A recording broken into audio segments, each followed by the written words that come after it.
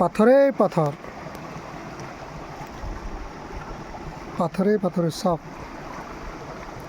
ডাঙৰ ডাঙৰ পাথৰ। নদী, এইটো নদীটো বাৰিষা দিনত তাণ্ডৱ ৰূপ ধাৰণ কৰে আৰু খৰালিত এনেকুৱা শুকান। চব চব ধুনীয়া, কিন্তু বহুত ধুনীয়া।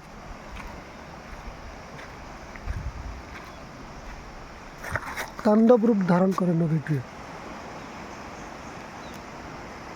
বহুত ধুনীয়া নদী। মাছ আছে বুলি কয়, কিন্তু মই দেখা নাই আজিলৈকে। পাথৰৰ তলত থাকিব পাৰে। এখন আমাৰ বলেৰো পিক আপ, বহুত ধুনীয়া নদীখন।